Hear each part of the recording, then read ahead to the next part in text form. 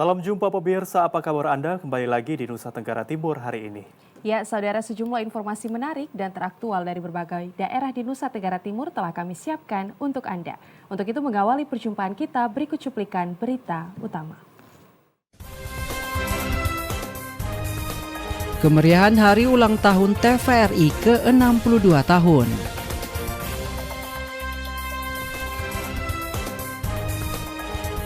Polres Sika kerahkan 500 personil amankan Pilkada 2024.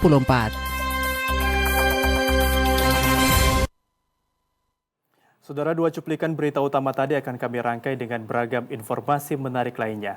Bersama saya Aldi Soai. Dan saya Teresia Hera, inilah Nusa Tenggara Timur hari ini selengkapnya untuk Anda.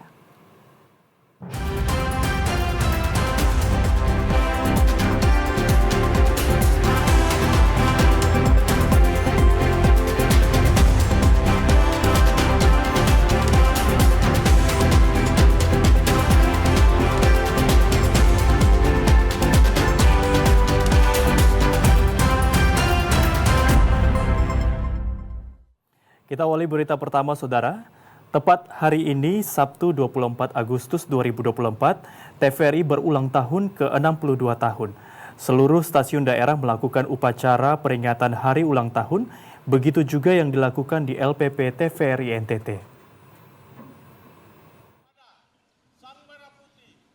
Upacara dalam rangka memperingati ulang tahun Lembaga Penyiaran Publik Televisi Republik Indonesia LPP TVRI digelar oleh seluruh stasiun daerah di Indonesia.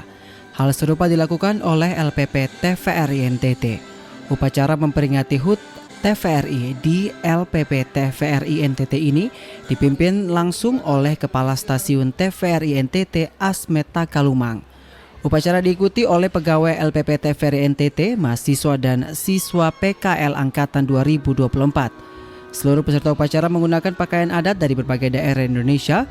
Upacara yang penuh hikmat ini menandakan bentuk peduli dan partisipasi segenap karyawan-karyawati LPP TVRI dalam merayakan dan memeriahkan ulang tahun TVRI ke-62 tahun ini. Dalam amanat Direktur Utama LPP TVRI Iman Brotoseno yang dibacakan oleh Kepala Stasiun LPP TVRI NTT menyampaikan apresiasi kepada seluruh karyawan-karyawati di LPP TVRI seluruh Indonesia atas dedikasi dan kerja karya nyata yang dilakukan selama ini.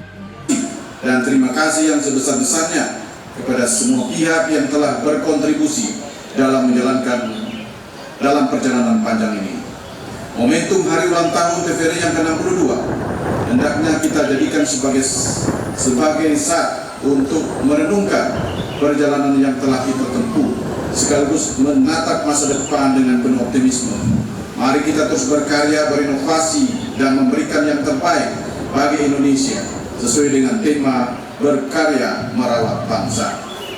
Dengan semangat kebersamaan, kerja keras, dan komitmen yang kuat, saya yakin TVRI akan terus berkembang dan menjadi lembaga penyiaran publik yang semakin relevan, dipercaya dan dicintai oleh seluruh masyarakat Indonesia. Sekali lagi saya ingin menyampaikan terima kasih dan penghargaan yang setinggi-tingginya kepada pegawai LPP TVRI di seluruh Indonesia atas kerja keras dan pengabdiannya, juga kepada teman-teman yang bertugas di transmisi di wilayah-wilayah perbatasan, di pulau-pulau terdepan Indonesia, di puncak-puncak gunung dari Sabang sampai Merauke, dan Miangas sampai Pulau Rote. Anda semua adalah ujung tombak TVRI yang di samping mengembangkan tugas untuk memberikan pelayanan terbaik kepada masyarakat, juga berkewajiban untuk selamanya turut serta dalam berkarya merawat bangsa. Selamat bertugas, selamat berkarya. Beriring doa, semoga Allah Subhanahu wa Ta'ala, Tuhan Yang Maha Esa, senantiasa memberikan kekuatan, rahmat, hidayah, dan perlindungan kepada kita semua. Dirgahayu LPP TVRI tercinta. Dalam upacara ini juga dilakukan acara penyerahan gelar tanda jasa dan tanda kehormatan Setia Lencana Karya Satya bagi pegawai yang telah mengabdi di LPP TVRI. Selain itu, ada juga pembagian hadiah bagi para pemenang lomba, rangkaian kegiatan HUT TVRI NTT dan TVRI Nasional secara umum. Dari Kota Kupang, Diki Balo, Jindra Kevi, TVRI NTT. Saudara, Lembaga Penyiaran Publik TVRI Stasiun Nusa Tenggara Timur mengadakan konser musik asik dalam rangka memperingati hari ulang tahun TVRI yang ke-62 tahun. Acara ini dimeriahkan oleh band dan artis Kota Kupang, tarian jai dan fashion show busana daerah Nusa Tenggara Timur. Peringatan hari ulang tahun TVRI ke-62 tahun, Lembaga Penyiaran Publik TVRI Stasiun Nusa Tenggara Timur mengadakan sejumlah acara yang dimeriahkan oleh mitra TVRI NTT. Dengan mengusung tema berkarya merawat bangsa, sejumlah acara yang digelar, diantaranya konser musik asik yang menampilkan band dan artis Kota Kupang, GND Production, J Kala dan Yusten KS Metan. Kedua penyanyi ini tampil kompak membuat penonton ikut bernyanyi dan bergoyang. Selain itu, acara lain yang tidak kalah menarik diantaranya penampilan dari anak sekolah yang membawakan tarian jai, drama, fashion show, serta penyampaian sosialisasi cinta bangga dan paham rupiah oleh Duta Rupiah Bank Indonesia. Menurut Ketua Tim Perencana Program TVRI NTT Inajara, mengatakan di tengah gempuran perkembangan zaman, TVRI tidak lagi hadir sendiri tetapi sudah bersaing dengan televisi swasta lainnya. Oleh karena itu, hal yang paling penting adalah bagaimana menyiapkan program acara yang bisa menyentuh masyarakat baik dari sisi informasi, pendidikan, budaya, dan hiburan dengan mengedepankan konten lokal sehingga bisa mendekatkan TVRI NTT dengan masyarakatnya. Tentu kita berharap ya melalui berbagai program acara yang sudah ditampilkan oleh TVRI itu akan semakin banyak masyarakat mencintai TVRI. Bukan berarti selama ini masyarakat tidak mencintai TVRI. Tetapi lewat program acara tadi TVRI mendekatkan diri dengan masyarakat sehingga masyarakat ambil bagian. Contoh UMKM ada di acara kita, kita menumbuhkan UMKM datang di acara budaya, kita hidupkan sanggar-sanggar budaya. Nah, sanggar budaya itu harus dibangkitkan, berarti TVRI mendekatkan masyarakat. Saya percaya masyarakat masih tetap mencintai TVRI sampai sekarang. Karena apa? Kita selalu memberikan program informasi yang akurat, memberikan budaya-budaya yang belum disentuh oleh yang lain, memberikan seni-seni yang tidak tersentuh oleh yang lain. Sementara itu, salah seorang influencer Kota Kupang, Kenny Lutersau, mengatakan dirinya berharap di era digitalisasi ini TVRI terus berkompetitif dengan keadaan dan zaman dengan terus memberikan informasi up to date dalam setiap peristiwa khususnya di Kota Kupang. Semoga menjadi TV yang selalu memberikan berita yang inovatif dan saya juga pernah menjadi host di TVRI dan itu menjadi banyak pembelajaran buat saya sendiri dan buat saya TVRI sekarang menjadi TV yang betul-betul siap berada di era digital, siarannya begitu luar biasa dan tentunya dengan berita-berita yang sangat terupdate. Semoga makin ke depan dan makin memberikan berita-berita yang terbaik untuk masyarakat Indonesia dan juga buat TVRI NTT sukses selalu dengan program-program terbaiknya. Terima kasih. Dari Kota Kupang, Kristo Dapo, TVRI NTT. Sementara itu, saudara, selain upacara dan rangkaian penampilan dalam rangka memeriahkan hari ulang tahun TVRI ke-62, LPP TVRI NTT juga menggelar pasar murah bekerja sama dengan Dinas Pertanian dan Ketahanan Pangan Provinsi NTT. Pasar murah yang digelar sebagai salah satu rangkaian kegiatan dalam memeriahkan ulang tahun Lembaga Penyiaran Publik Televisi Republik Indonesia LPP TVRI yang ke-62. Berbagai jenis kebutuhan rumah tangga dijual lebih murah dibandingkan di harga pasaran pada umumnya. Pasar murah yang digelar di halaman kantor TVRI NTT ini tentunya disambut baik dan antusias oleh para warga sekitar dan para pegawai TVRI NTT. Karena selain harganya yang murah, pasar murah ini digelar sebagai bentuk kepedulian TVRI NTT dalam membantu meringankan kebutuhan pokok masyarakat yang datang dengan membeli di masing-masing stand yang ada. Jadi dalam rangka memperingati HUT TVRI, kami juga mendukung dengan mengadakan gelar pasar murah dan yang dijual adalah barang-barang yang dibutuhkan masyarakat, kebutuhan pokok seperti beras, minyak, bawang, juga ada buah-buahan dan yang terpenting adalah beras kita jual dengan harga yang cukup murah, 12.000 per kilo, beras SPHP yang ada di sini dan juga dari beberapa produk seperti tepung, gula, dan minyak. kegiatan HUT TVRI kita ada bagi dua dari sejak tanggal 29 itu HUT dalam rangka HUT TVRI Stasiun NTT yang ke-39 dilanjutkan dengan HUT TVRI Nasional ke-62 tahun. Jatuhnya tepat di tanggal 24 Agustus hari ini.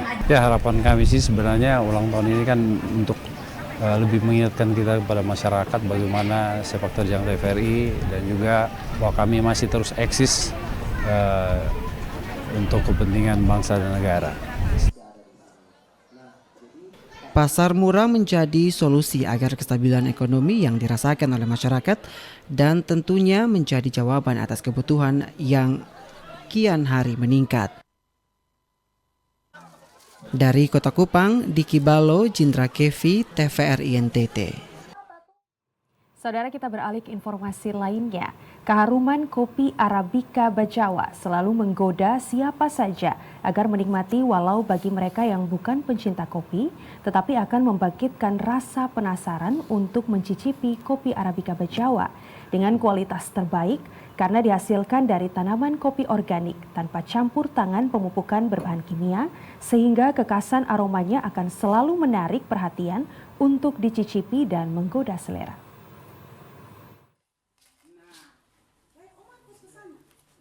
Kopi Arabica Bajawa memiliki kekasan aroma alami karena tumbuh di daerah perbukitan yang ada di Kabupaten Ngada, khususnya seputaran Kecamatan Bajawa, Golewa, dan Jerubu yang memiliki hawa sedang dan dingin, sehingga tanaman kopi bisa bertumbuh dengan baik dan menghasilkan buah kopi dengan kualitas tinggi. Kopi Arabica Bajawa kebanyakan masih diolah secara tradisional oleh masyarakat, walau ada beberapa industri rumah tangga yang mulai melakukan pengolahan kopi secara modern dengan tidak menghilangkan aroma asli, sehingga mengalami peningkatan minat dari konsumen, khususnya pencinta kopi yang kini mulai dipasarkan ke sejumlah daerah yang ada di Indonesia, bahkan diekspor ke luar negeri. GM Unit Induk PLN Wilayah NTT Arjun Karim menuturkan bahwa dirinya sangat tertarik dengan aroma khas dari kopi Arabica Bajawa, walau dirinya bukan pencinta kopi tetapi mengakui jika keharuman kopi Arabica Bajawa mampu menarik minat untuk segera mencicipi sensasi nikmatnya secangkir kopi yang membangkitkan rasa penasaran yang muncul secara spontan. Pertama baunya wangi, terus aromanya lumayan tajam, jadi kuat gitu. Bukan menyengat konotasinya negatif. Aromanya kuat. Dan yang terakhir tidak ada aroma yang nggak enak. Jadi aromanya benar-benar wangi, bagus Pak. Aromanya bagus. Saya kebetulan hari ini tidak bisa minum, tapi insya Allah saya berusaha hari ini untuk ingin tahu rasanya seperti apa. Karena ini Arabica berarti aromanya agak masam ya Pak. Kalau Robusta kan yang pahit. Tapi saya ingin ngerti nanti rasanya. Kebetulan saya siang ini tidak bisa minum karena nanti sore saya usahakan untuk minum. Tapi saya suka baunya, wangi banget. Pengembangan dan pemasaran kopi Arabica Bajawa juga menjadi salah satu unggulan pihak PLN yang bekerja sama dengan pelaku usaha kecil dan menengah di Kabupaten Ngada melalui Rumah BUMN PLN. Agar peningkatan dan kesejahteraan hidup petani kopi dapat ditingkatkan secara maksimal melalui produksi kopi demi pertumbuhan ekonomi kreatif. Dari Kabupaten Ngada, Leksi Nunu, TVRI NTT. Saudara, sebanyak 1.001 keluarga penerima manfaat atau KPM di Desa Oebelo terima bantuan pangan beras untuk tahapan bulan Agustus 2024.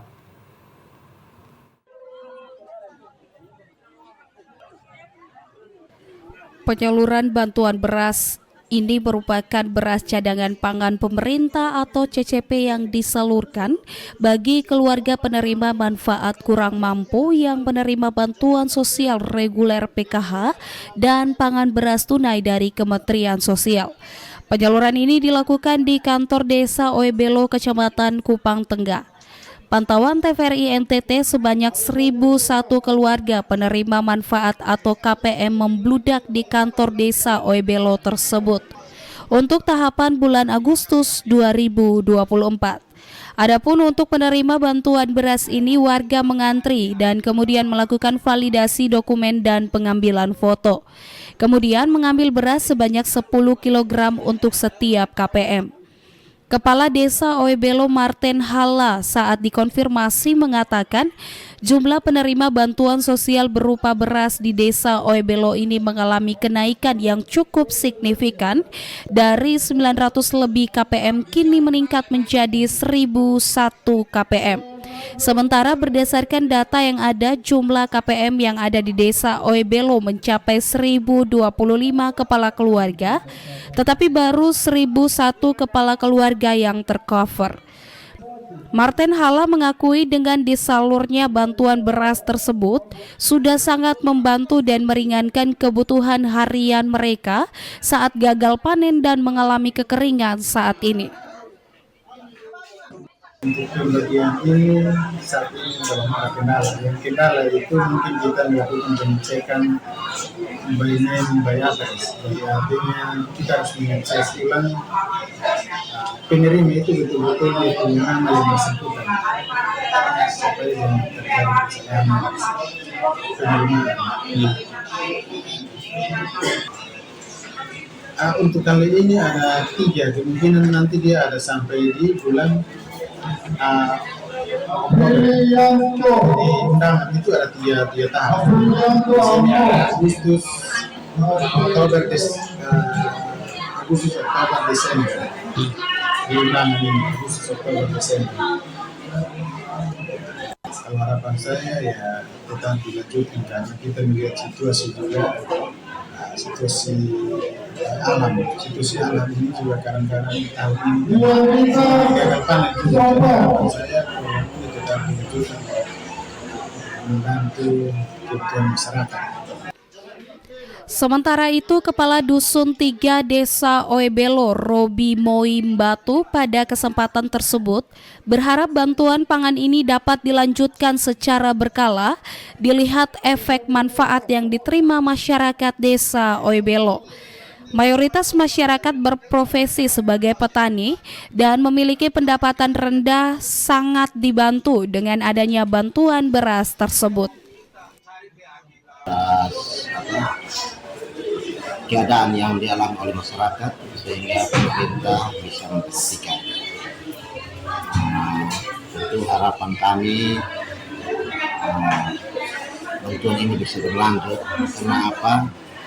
Sekarang ini lagi rawan pangan, terjadi kekeringan, jadi kalau bisa bantuan ini bisa diteruskan.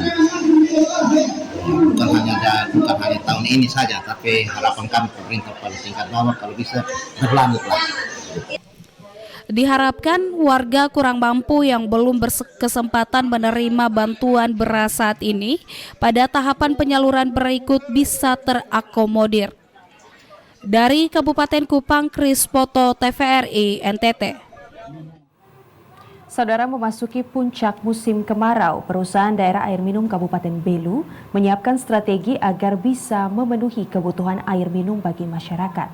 Salah satunya yakni dengan memperpanjang durasi pelayanan air bersih untuk pemenuhan kebutuhan sehari-hari.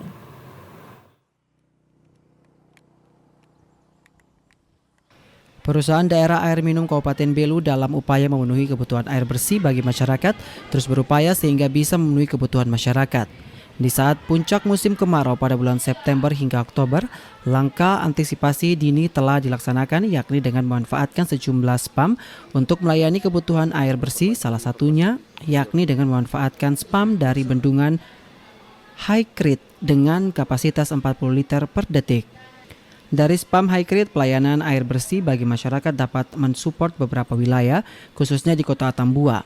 Selain memanfaatkan air dari bendungan Highcrete, pihak PDAM Belu juga melakukan antisipasi dengan memperpanjang jam pelayanan air bersih bagi masyarakat.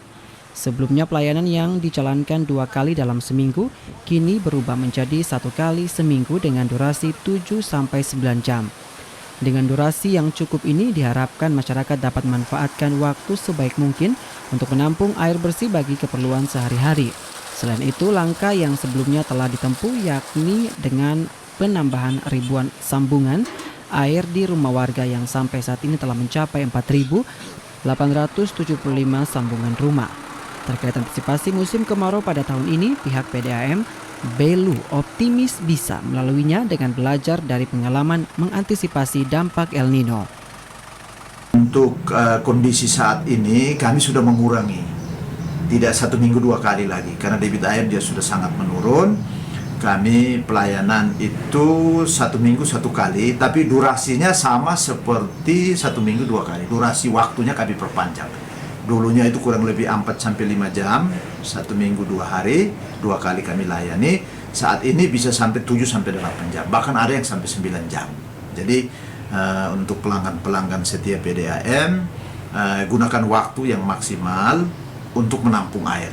Terutama harus menyediakan tampungan-tampungan air yang besar, sehingga air itu bisa tersedia untuk durasi satu minggu untuk kebutuhan air. Gitu. Bapak, kalau sampai saat ini sudah berapa rumah yang menggunakan spam ini, Pak? Sampai saat ini sudah 4.875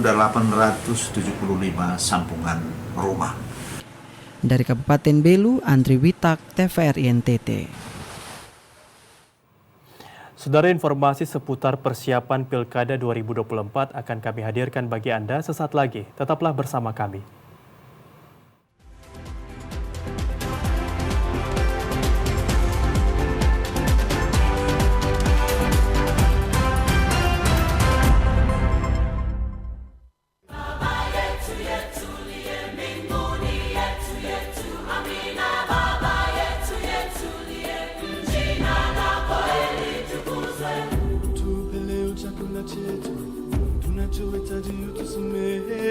Makosa yetu kama sote wasamehe walitukosea, usitutie katika majaribu, lakini utuokoe na yule mwovu milele.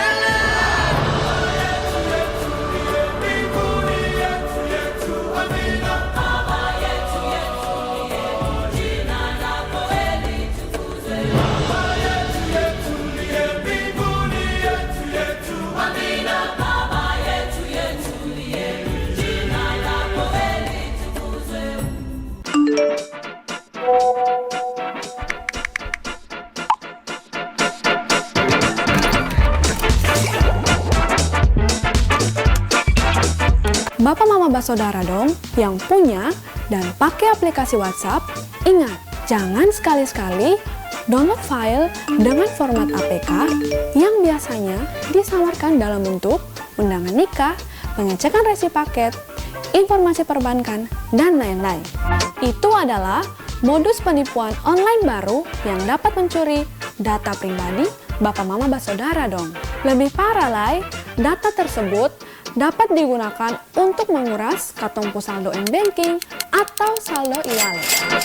Jadi, kalau dapat pesan mencurigakan, langsung hapus dan blokir nomor tersebut.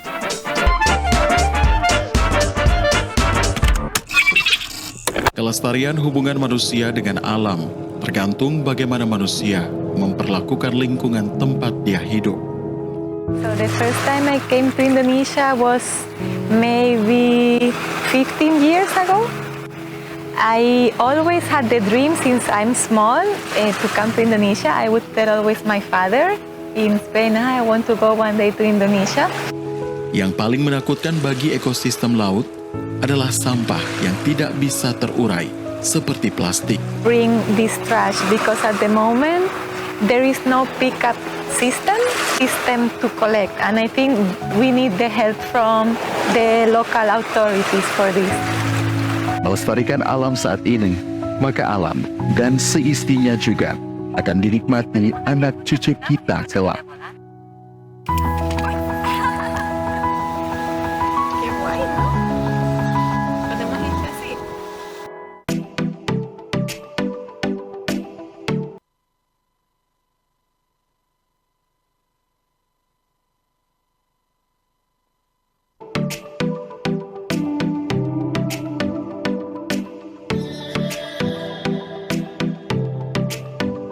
Labuan Bajo, surga bagi wisatawan.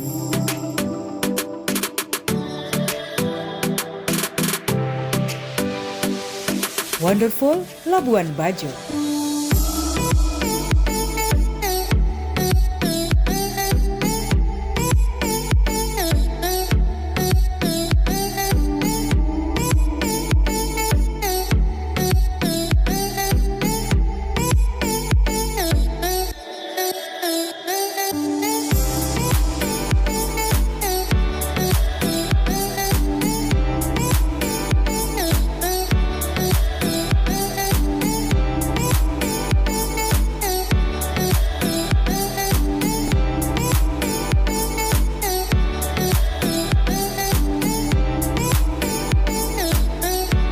bangga berwisata ke Labuan Bajo.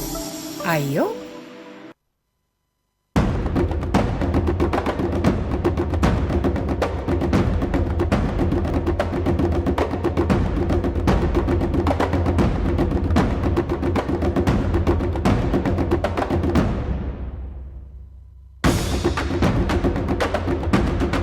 Yang paling penting karena di dalam dinasti Kerajaan Amonuban, khususnya dinasti Nope, itu sistemnya dinasti, bukan dipilih. Jadi secara otomatis putra mahkota itu pada saat waktunya diangkat, dinobatkan oleh seluruh amaf di Amonuban.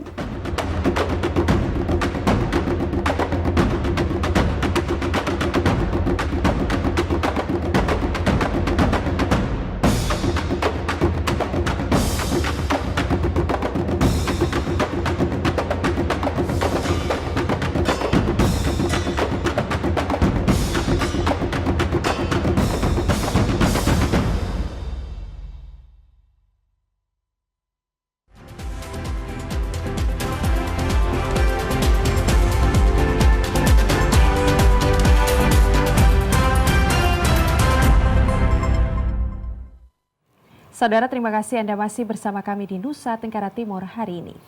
Ya, kita ke informasi selanjutnya, Saudara.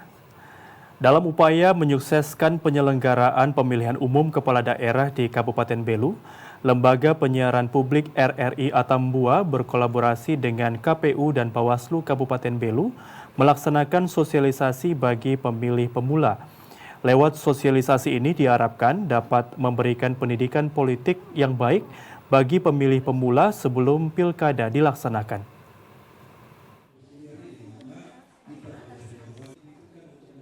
Seperti inilah suasana saat pelaksanaan kegiatan sosialisasi bagi pemilih pemula yang diikuti ratusan siswa SMA Negeri 1 Rai Mauk di Kecamatan Rai Manuk, Kabupaten Belu pada Jumat 23 Agustus 2024. Sosialisasi dengan tajuk kolaborasi dari Tapal Batas Sukseskan Pilkada 2024 ini merupakan kegiatan yang diinisiasi oleh LPP RRI Atambua dengan menggandeng KPU dan Bawaslu Belu untuk meningkatkan partisipasi masyarakat, khususnya para pemilih pemula. Para siswa diberikan pemahaman tentang proses tahapan pilkada dan penggunaan hak suara pada saat pencoblosan. Selain itu memberikan gambaran tentang tahapan pilkada, pemateri dari KPU maupun Bawaslu, menjelaskan tentang hal-hal yang dilarang seperti praktik money politik maupun black campaign. Lewat kolaborasi yang dilaksanakan ini diharapkan dapat memberikan edukasi dan pendidikan politik yang baik dan benar bagi masyarakat, dalam hal ini pemilih pemula yang akan menggunakan hak suara mereka untuk pertama kali pada Pilkada 2024. Selain itu meningkatkan partisipasi masyarakat untuk mensukseskan Pilkada di Kabupaten Belu. Pada kesempatan ini juga para siswa secara antusias memberikan pertanyaan kepada pemateri sehingga bisa memberikan pemahaman untuk menggunakan hak suara mereka pada tanggal 27 November 2024 mendatang. Ini kegiatan pemilih pemula menjelang Pilkada 2024 di Tapal Batas. Jadi yang pertama sasaran itu sosialisasi ya. Kalau kami dari KPU sosialisasi mengenai situasional yang sekarang kami lakukan di KPU dan juga kondisi politik menjelang Pilkada. Kemudian yang kedua, tentu saja sebagai divisi data kami berusaha untuk menginformasikan kepada masyarakat ruang-ruang yang akan diberikan kepada pemilih menjelang tahapan dari daftar pemilih sementara ke daftar pemilih hasil perbaikan dan sampai ke DPT di bulan September. Tanggapan ini bagi kami itu LPP RRI adalah lembaga pelayanan publik yang khusus menyajikan informasi-informasi dan terkait dengan kolaborasi ini informasi-informasi yang edukatif bagi pemilih pemula untuk pelaksanaan pilkada di 2024. Oke. Baik, dalam kolaborasi ini kira-kira sasarannya tuh kepada pemilih pemula seperti apa, Pak? Ya, sasaran pemilih pemula karena kebanyakan di teman-teman di adik-adik pemilih pemula itu masih dalam keadaan yang kaku untuk melaksanakan pemilihan pilkada. Maka dari itu kami kolaborasi KPU dan Bawaslu untuk melaksanakan sosialisasi guna menyajikan edukasi bagi pemilih-pemilih. Dari Kabupaten Belu, Andri Witak, TVRI NTT. Sementara itu, Saudara, Kepolisian Resort Malaka melaksanakan simulasi sistem pengamanan kota atau Sispam Kota sebagai bentuk persiapan dalam menghadapi Pilkada Malaka tahun 2024.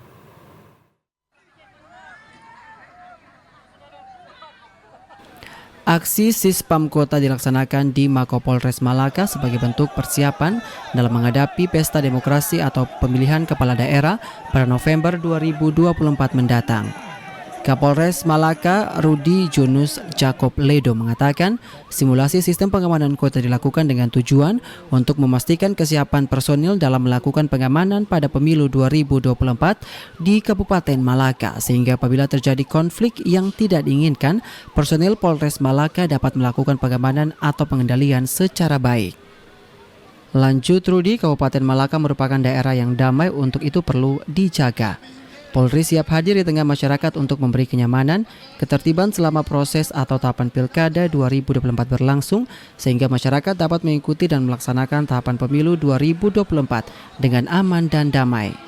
Pihaknya juga menghimbau agar masyarakat tidak mudah terprovokasi dan saling memprovokasi. Apabila ada informasi yang diperoleh perlu difilter atau dilakukan pengecekan berulang untuk memastikan kebenarannya. Selain itu, masyarakat juga diminta untuk tidak ikut-ikutan melakukan konvoi motor karena bisa memicu konflik. Sispam kota ini memang dilaksanakan dengan tujuan pertama mengecek kesiapan daripada pihak Polri dalam rangka menyongsong tahapan Pilkada tahun 2024. Himbauan kami kepada masyarakat, yang pertama, jangan mudah terprovokasi. Jika ada menerima info apapun dan diragukan kebenarannya, silakan dicek kebenarannya seperti apa, dicek dulu. Yang berikutnya lagi, tidak usah ikut-ikutan di konvoi-konvoi. Rudi menambahkan kesadaran masyarakat Kabupaten Malaka semakin baik sehingga pihaknya optimis pelaksanaan pemilu 2024 di Kabupaten Malaka berjalan aman dan lancar. Dari Kabupaten Malaka, Yosman Seran, TVRI NTT. Sementara itu, Saudara, tahapan pemilu kepala daerah di Kabupaten Malaka telah memasuki tahap penyusunan dan perbaikan daftar pemilih sementara atau DPS dan persiapan daftar pencalonan.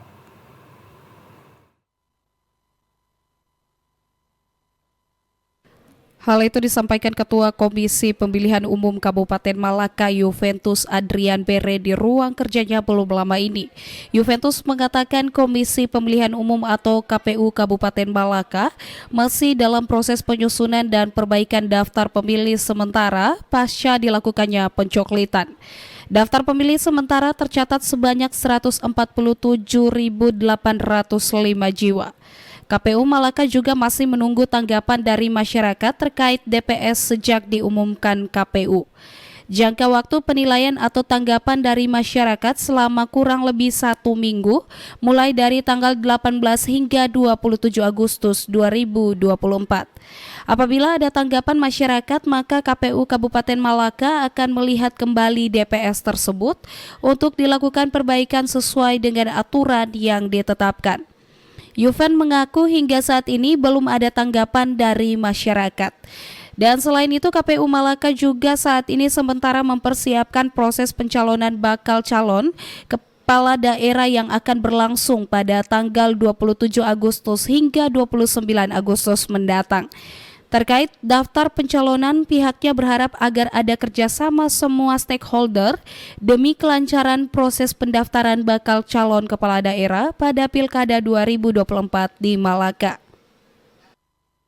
Untuk tahapan Pilkada, sampai sejauh ini kita sudah mulai masuk pada irisan waktu tahapan pencalonan, di mana sekarang juga beririsan dengan tahapan penyusunan daftar pemilih sementara hasil perbaikan. Diketahui bahwa kemarin sudah ditetapkan daftar pemilih sementara, di mana jumlah daftar pemilih sementara itu 147.805. Ini yang sudah diumumkan, dan sekarang kita menunggu tanggapan dan juga melakukan penyusunan DPS yang pada akhirnya kita akan tetapkan DPT nanti. Dari Kabupaten Malaka, Yosman Serat, TVRI NTT. Saudara, Polres Sika mempersiapkan 500 lebih personel dalam operasi Mantap Praja guna mengamankan tahapan Pilkada 2024 di Kabupaten Sika.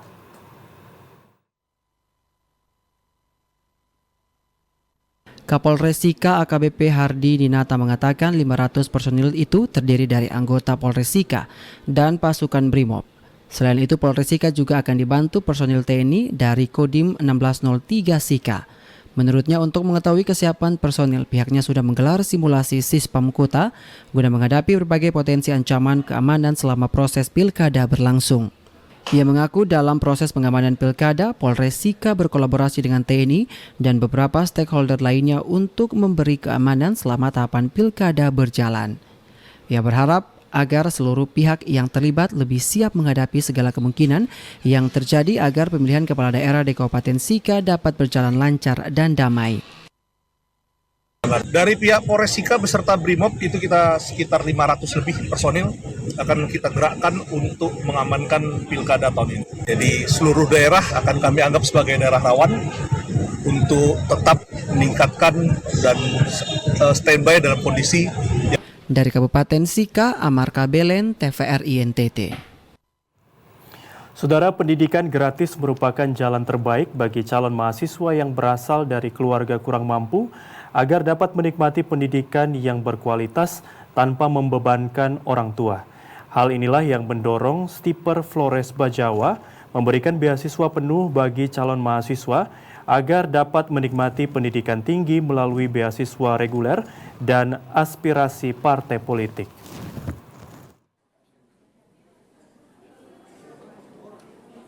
Sekolah Tinggi Ilmu Pertanian Flores Bajawa tahun ajaran 2024-2025 kali ini menawarkan beasiswa penuh bagi calon mahasiswa untuk 5 prodi pendidikan yang akan mencetak tenaga ahli pertanian dan peternakan yang mampu menciptakan lapangan pekerjaan sendiri dengan memanfaatkan potensi lokal untuk pertumbuhan ekonomi kreatif. Stiper Flores Bajawa mendapatkan alokasi beasiswa Kartu Indonesia Pintar Kuliah jalur aspirasi Badan Pemeriksa Keuangan bersama kader Partai Gerindra sebanyak 185 untuk prodi peternakan, agroteknologi, agribisnis, teknologi pakan ternak, dan biologi terapan.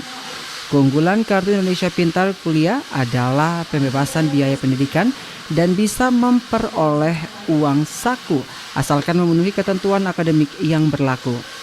Ketua Stiper Flores Bajawa Nikolaus Noiwuli menjelaskan bahwa pendidikan gratis melalui beasiswa merupakan upaya pihak kampus untuk bisa membuka ruang yang luas bagi calon mahasiswa dari keluarga kurang mampu, sehingga sampai dengan saat ini kesempatan bagi yang berminat untuk kuliah gratis di Stiper Flores Bajawa masih terbuka lebar. Kampus ini harus terakreditasi dan betul-betul kemudian bisa mendapatkan akses beasiswa dari negara melalui program Indonesia Pintar, Kartu Indonesia Pintar, KIP Kuliah. Dan 2-3 tahun terakhir kami mendapatkan kuota yang cukup, itu 40 sampai dengan 50 orang. Baik itu jalur reguler maupun jalur aspirasi. Sedangkan hari ini kami melakukan konsolidasi untuk sampai kepada tahap penetapan, yaitu kami mendapatkan kuota yang luar biasa banyak, itu 185 mahasiswa baru dari 5 program studi itu diakomodir ya, beasiswa KIP kuliah. Jadi mereka akan kuliah bebas kuliah, tidak dipungut lagi keuangannya, dan bahkan mereka akan mendapatkan uang saku selama mereka memastikan memenuhi ketentuan akademik, IP maupun tidak melanggar aturan-aturan. Stiper Flores Bajawa juga akan mendapatkan beasiswa yang masih berproses dari jalur aspirasi melalui Kartu Indonesia Pintar Kuliah, melalui jalur aspirasi Andreas Hugo Parera, dan jalur reguler untuk membantu calon mahasiswa dari keluarga kurang mampu. Dari Kabupaten Ngada, Lexi Nunu, TVRI NTT. Kita ke informasi lainnya, saudara, kondisi memprihatinkan yang dialami siswa-siswi dan guru di Sekolah Dasar Negeri Tublopo II di Kecamatan Bikomi Selatan, Kabupaten Timur Tengah Utara. Mereka menggelar kegiatan belajar mengajar di bangunan sekolah darurat yang kondisinya sangat memprihatinkan.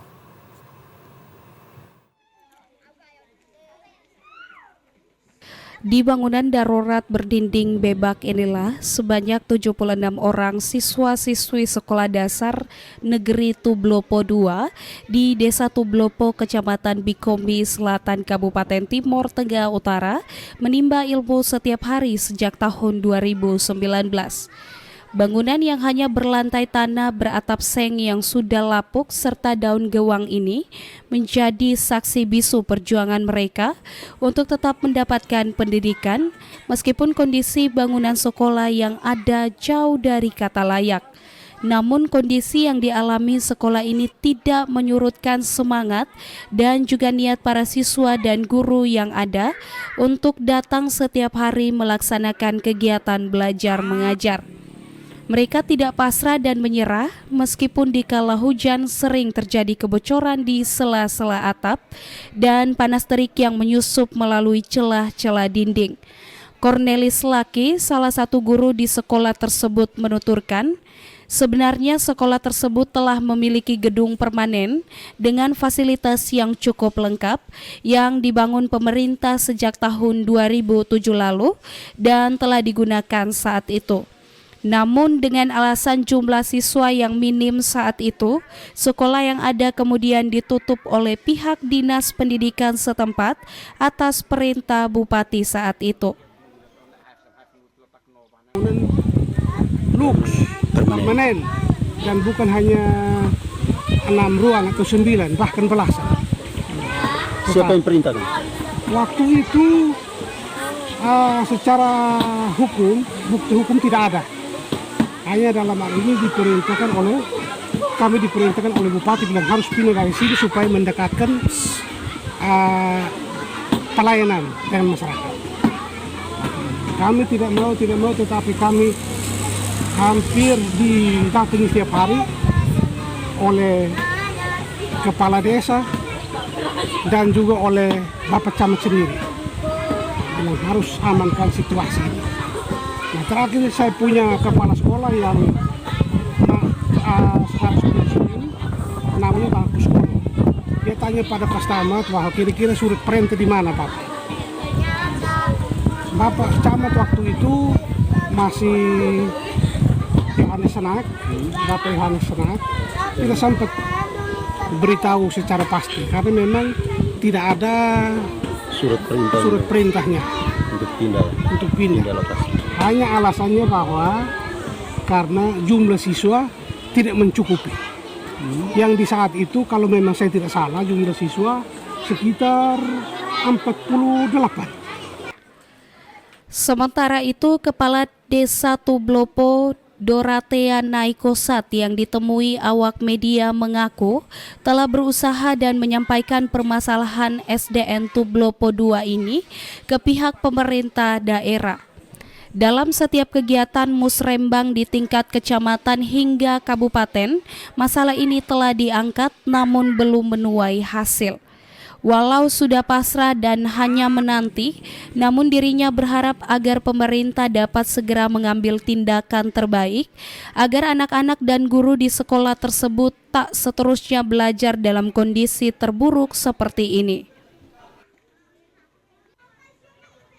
Kita di kabupaten sini angkat, waktu kita di Bapelbangda juga musrembang itu kita angkat, tapi jawaban mereka begitu, apa gedung itu kita mau mubasir begitu saja kan, kita harus kembalikan anak-anak ke situ. Jadi terakhir kami juga harus mengikuti karena itu memang wewenang dari dinas. Iya. Berarti mereka juga berkenan lebih bagus kita pindah kembali ke gedung yang sudah ada. Yang sudah ada. Saya turun malam-malam bertemu dengan masyarakat di sana, ada yang keberatan, tapi kita gambarkan kalau kita keberatan terus kita di anak-anak kita terus seperti ini, apa bapak ibu mereka mau supaya hujan pas kalau mendung langsung mereka dipulangkan karena tidak bisa bertahan di situ karena bocor yang itu gedungnya itu. Disaksikan media ini, walau di tengah keterbatasan yang ada, para siswa-siswi dan guru di SDN Tublopo II Bikomi Selatan, Kabupaten Timor Tengah Utara, terlihat tetap bersemangat melaksanakan aktivitas belajar mengajar. Joseph Praso, TVRI NTT. Saudara, tetaplah bersama kami karena Nusa Tenggara Timur hari ini akan kembali usai jeda pariwara berikut ini.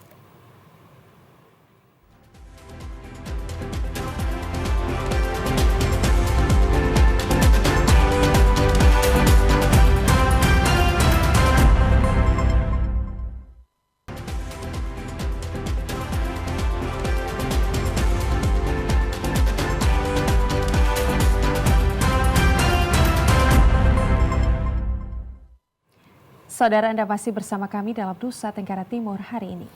Ya, kita ke informasi selanjutnya, Saudara. Progres imunisasi polio oleh pemerintah daerah Kabupaten Timor Tengah Selatan tahap 1 bulan Juni dan Juli 2024 mencapai 99,3% atau 70.122 anak yang sudah mendapatkan imunisasi. Sedangkan progres tahap 2 PIN polio bulan Agustus 2024 mencapai 81,3% atau 57.419 anak. Dipastikan akhir bulan Agustus penanganan PIN polio di Kabupaten Timor Tengah Selatan selesai sesuai target nasional yang ditentukan.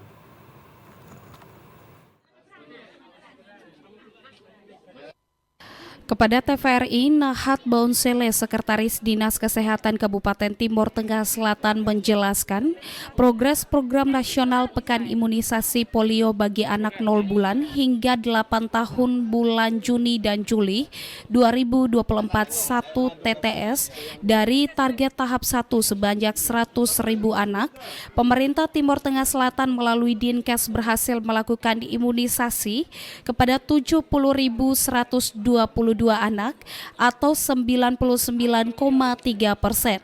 Tersisa 0,7% anak di Kabupaten Timor Tengah Selatan yang belum mendapatkan imunisasi tahap 2.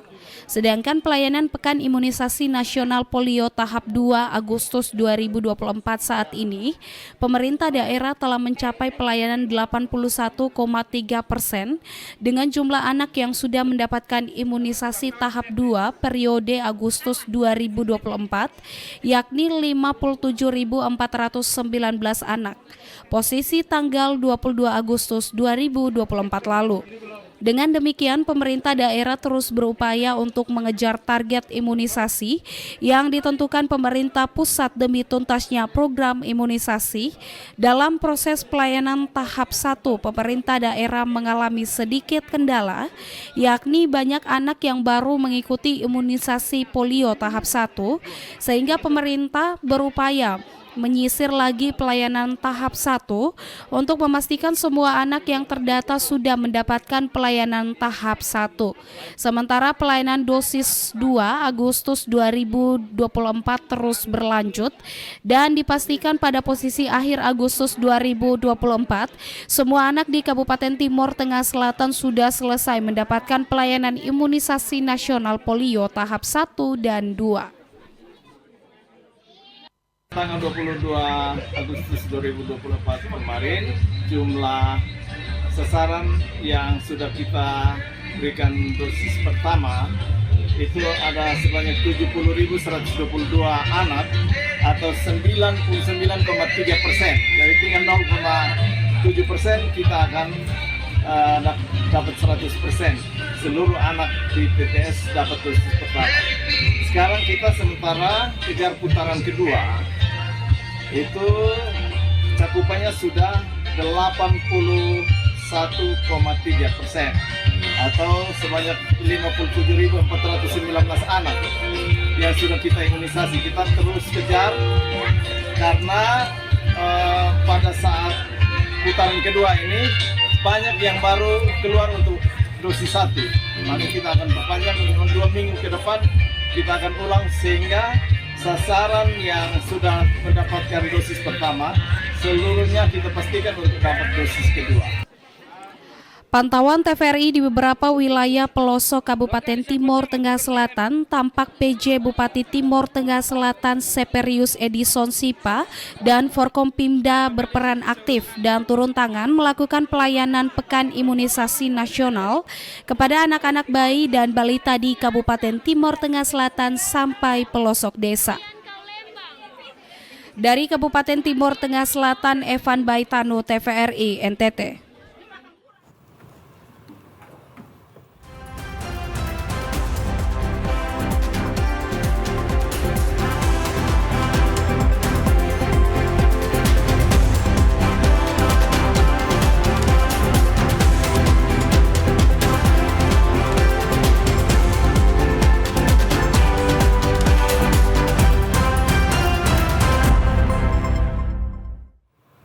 Saudara, informasi tadi sekaligus mengakhiri kebersamaan kita kali ini. Dan saudara, terus saksikan Nusa Tenggara Timur hari ini yang menyajikan informasi secara santun, lugas dan berimbang hanya di TVRI NTT Media Pemersatu Bangsa.